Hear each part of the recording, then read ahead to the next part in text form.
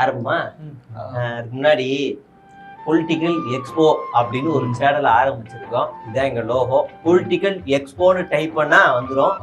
Link வேணா டிஸ்கிரிப்ஷன்ல இருக்கு. சப்ஸ்கிரைப் பண்ணி ஆதரவு தெரிவிங்க. வேற ஒரு பரிமாணத்தில் எங்களை வந்து நீங்க பார்க்கலாம், சந்தோஷப்படலாம், என்ஜாய் பண்ணலாம்.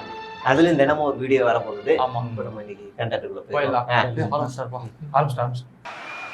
ஏதோ அழுத்தம் இருக்குமோன்னு நினைக்கிறீங்களோ? ஆமா ஆமா, அழுத்தம் இருக்க தானே செய்யும். கொடநாட்டுல கை கட்டி 5 மணி நேரம் நின்னாரு. இபிஎஸ் அவர்கிட்ட வேற நின்று படம் ரிலீஸ் பண்ணாரு. ஆமா ஆமா, அடுத்து இருக்கதான் இந்த அழுத்தத்துக்கெல்லாம் அடங்கி போற ஆளா இந்த ஆளு? இந்த மூஞ்சா பார்த்தா அப்படியா தெரியுது உங்களுக்கு? தெரியுது, மூஞ்ச பார்த்து தெரியுதுப்பா. பில்டிங்ல போயிட்டு வந்திருக்காருல, அடுத்து இருக்கும் எல்லாமே இருக்கும். ஆனா அழுத்தம் இருக்குதான்னு கேட்டீங்கன்னா இருக்குது. அப்பாடா ஒத்துட்டாரு. அழுத்தம் இருக்காம புடிச்சு முக்குறானுங்கடா. புடிச்சு நாலா பக்கம் எவ்வளவு தைரியமா பேசுறாரு கேள்வியா? அழுத்தம் இருக்கு. அது நான் இல்லைன்னு சொல்ல வரல. நமக்கு இல்ல, மக்களுக்கு. மக்களுக்கா? ஏதோ திருப்பிட்டாரியா? ஜான் அது எல்லாத்தையும் எழுதி கொடுத்தா. ஜானே உங்க வேலைதானே எழுதி கொடுத்தா. பேச வராருன்னு நினைச்சேன்.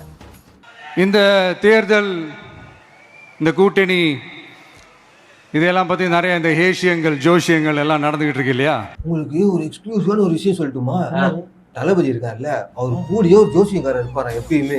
அவர் சொல்றது மட்டும்தான் அவர் கேட்பாராம். நல்ல நாள் பார்த்துதான் மீட்டிங் வைக்கிறது, வெளில வருது, எல்லாமே அதுதானா. அப்ப ஜான் சொல்றது கேட்க மாட்டாரா? ஜானுக்கே அந்த ஜோசியக்காரர் தான் சொல்லுவான். அப்படி நம்மள நம்புறவங்களுக்காக நாம உழைக்கிறதே அது ஒரு பழக்கமாகி இப்ப அதுவே என்னுடைய ஒரு ஒரிஜினல் கேரக்டராவே மாறிடுச்சு.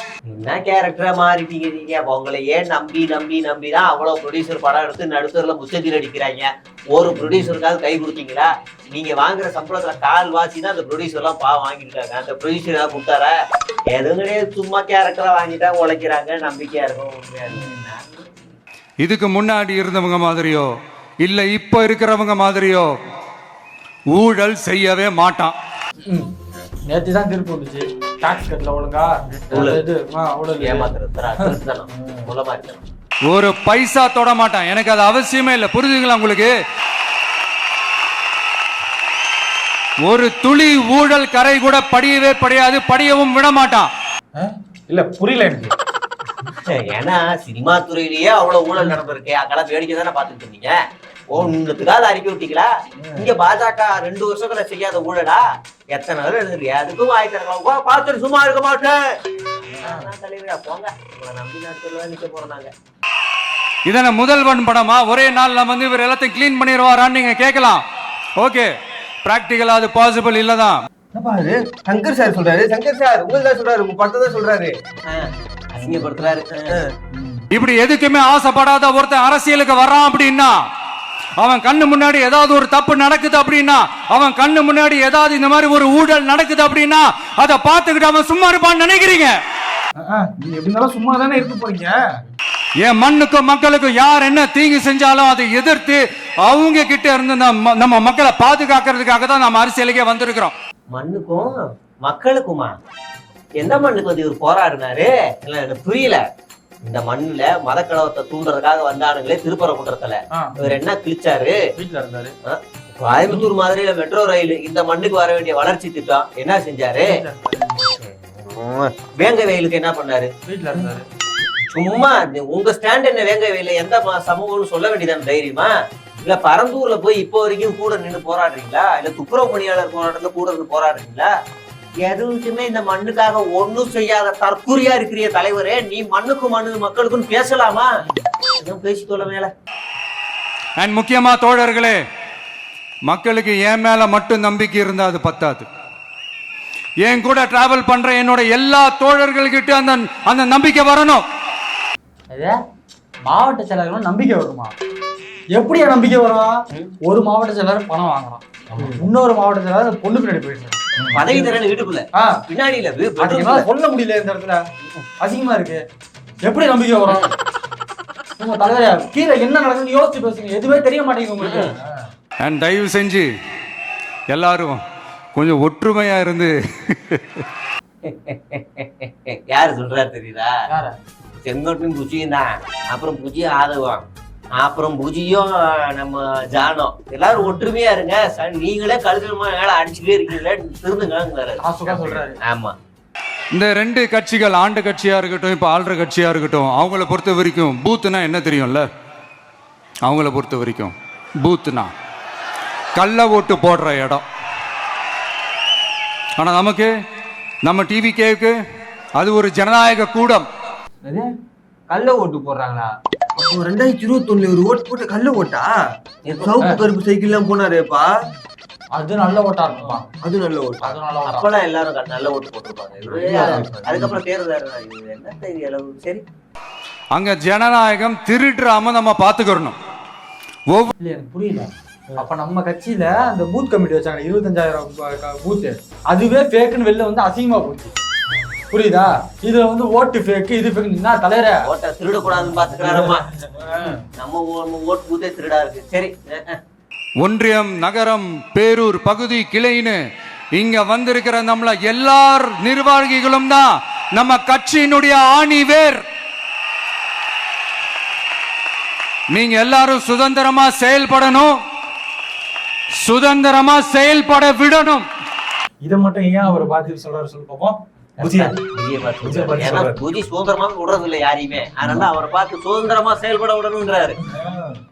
அப்புறம் நாங்க அறிவிக்க போற வேட்பாளர்களுக்கு நீங்க உங்களுடைய முழு ஒத்துழைப்பை நீங்க கொடுக்கணும். கொடுப்பீங்க தானே? ஆமா ஆமா, வேட்பாளர் அறிவிச்சாதான் தெரியும் நம்ம கட்சிக்குள்ள எத்தனை கோஷ்டி இருக்குன்னு. ஒரு எனர்ஜைஸ் பண்ற மாதிரி உண்மையா நடந்த ஒரு கதை ஒன்று சொல்றேன். சொந்த நாட்டையே ஒரு கூட்டம் அபகரிக்குது. சொந்த நாட்டிலேயே இருக்க முடியாத அளவுக்கு ஒரு நெருக்கடி ஏற்படுது. ஸோ வேற வழி இல்லாமல் அந்த நாட்டை விட்டே வெளியே போய் வேற ஒரு இடத்துக்கு போய் காடு மலை அப்படி இப்படின்னு சுற்றி மறைஞ்சு வாழ வேண்டிய ஒரு சூழ்நிலை ஏற்படுது. என்னடா இப்படியே ஓடிக்கிட்டு இருக்குமேன்னு சொல்லிட்டு தன்னோட நட்பு சக்திங்க கிட்ட பேசி ஒரு பெரும் படையை திரட்டிக்கிட்டு அதிரடியாக ஒரு போரை நடத்தி அந்த நாட்டையே திருப்ப மீட்டு எடுத்தது யார் தெரியுமா? நம்ம கொள்கை தலைவர்களை ஒருத்தரான ராணி வேலு நாச்சியார் அவர்கள் தான். அவங்களுக்கு அந்த நட்பு சக்தியா கூட இருந்து உழைச்சது சின்ன மருது, பெரிய மருது, சையது, கார்கின்னு சொல்லிட்டு அந்த 3 பேரும் தான். அஜிதாவை தானே சொல்றீங்க?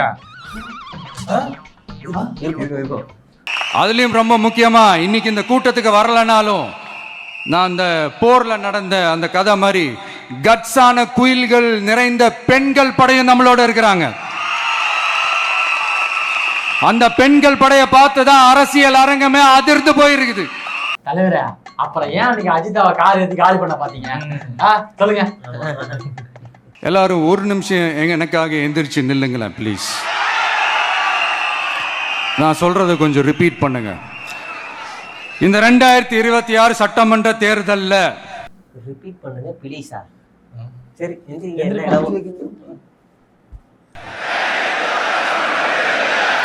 நாம எல்லாரும் உண்மையாக உழைப்போம், சத்தியமாக உழைப்போம், உறுதியாக உழைப்போம், ஒற்றுமையாக உழைப்போம். Thank you. Please sit down. Amen. School assembly disperse. உறுதிமொழின்னு கூட வாயில வர மாட்டேங்குதே.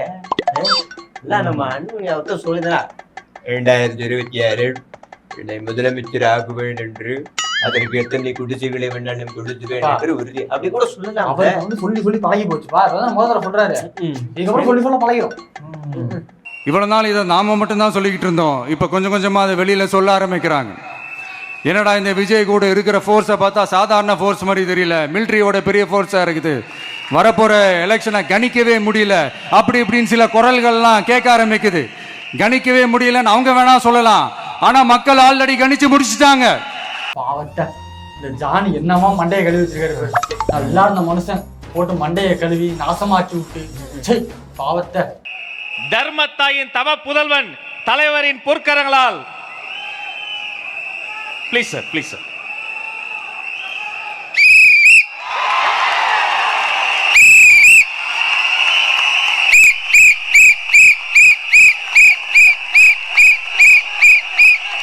தம்பி அது ஏன் கார் அரங்கத்துக்குள்ள ஏன் அப்படி வெளியே போங்க பாரு பாரு.